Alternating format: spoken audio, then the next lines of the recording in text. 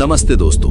2 फरवरी 2026 को भारत अमेरिका रिश्तों में एक बड़ा मोड़ उस वक्त देखने को मिला जब प्रधानमंत्री नरेंद्र मोदी और अमेरिकी राष्ट्रपति डोनाल्ड ट्रंप के बीच फोन पर बातचीत हुई, जिसकी पुष्टि खुद अमेरिका के भारत में राजदूत और ट्रंप के बेहद करीबी सर्जियो गोर ने एक्स पर president Trump just spoke with prime minister Modi stay tuned लिखकर की।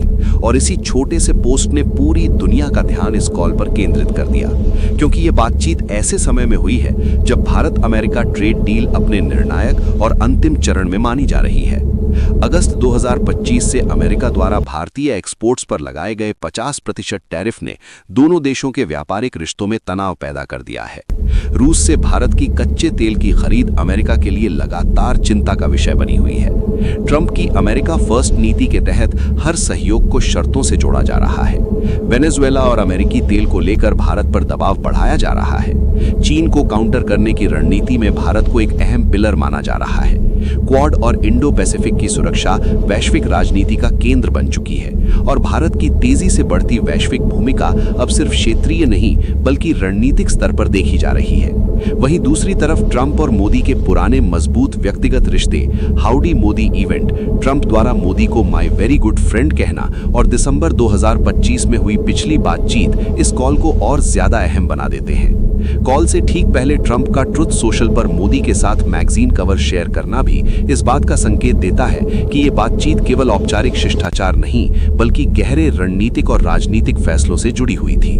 अब अगर इस फोन कॉल को सिर्फ एक खबर मानकर छोड़ दिया जाए तो ये एक बड़ी भूल होगी, क्योंकि असल में ये कॉल उन तमाम दबे हुए मुद्दों की सतह पर आई झलक है जो पिछली 1.5 साल से भारत और अमेरिका के बीच लगातार बातचीत, दबाव और कूटनीतिक संतुलन के जरिए चल रहे हैं। भारत आज दुनिया की सबसे तेजी से बढ़ती बड़ी अर्थव्यवस्था है। Manufacturing, digital public infrastructure, semiconductor, defence और स्पेस सेक्टर में उसने खुद को एक भरोसेमंद साझेदार के रूप में स्थापित किया है। लेकिन वहीं अमेरिका के लिए घरेलू राजनीति, नौकरियां, ट्रेड बैलेंस और ऊर्जा सुरक्षा सबसे बड़े मुद्दे हैं और ट्रंप की राजनीति इसी अमेरिका को फायदा वाले नैरेटिव पर टिकी हुई है। अगस्त 2025 में जब अमेरिका ने भारतीय उत्पादों पर 50% तक टैरिफ लगाया, तब यह साफ हो गया था कि दोस्ती के बावजूद ट्रंप प्रशासन व्यापार के मामले में कोई रियायत देने के मूड में नहीं है। स्टील, एल्यूमिनियम, टेक्सटाइल, फार्मा और आईटी सर्विसेज जैसे सेक्टर सीधे प्रभावित हुए, जिसका असर भारतीय एक्सपोर्टर्स और अमेरिकी इंपोर्टर्स दोनों पर पड़ा। लेकिन ट्रंप का मानना रहा कि भारत अमेरिकी बाजार का फायदा तो उठाता है, लेकिन बदले में अमेरिकी कंपनियों को उतनी सहूलियत नहीं देता। यहीं से रूस फैक्टर सामने आता है। यूक्रेन युद्ध के बाद पश्चिमी देशों ने रूस पर सख्त प्रतिबंध लगाए, लेकिन भारत ने साफ कहा कि उसकी प्राथमिकता अपनी ऊर्जा सुरक्षा और जनता को महंगाई से बचाना है। रूस से सस्ता कच्चा तेल खरीदकर भारत ने न सिर्फ अपनी अर्थव्यवस्था को संभाला बल्कि वैश्विक बाजार में स्थिरता भी बनाए रखी। लेकिन अमेरिका इसे रणनीतिक नजरिए से देखता है और चाहता है कि भारत रूस से दूरी बनाए। ट्रंप के लिए ये सिर्फ नैतिक न राजनीतिक मुद्दा नहीं है, बल्कि अमेरिकी तेल उद्योग, वेनेजुएला के साथ संभावित डील और घरेलू रोजगार से जुड़ा सवाल है। यही वजह है कि ये phone call trade deal, tariff, तेल और जियोपॉलिटिक्स चारों का संगम बन जाती है। विश्लेषकों का मानना है कि इस बातचीत में ट्रंप ने सीधे तौर पर मोदी के सामने ये संदेश रखा होगा कि अगर भारत कुछ रणनीतिक क्षेत्रों में सहयोग बढ़ाता है तो अमेरिका भी टैरिफ में राहत और ट्रेड डील को अंतिम रूप देने पर विचार कर सकता है।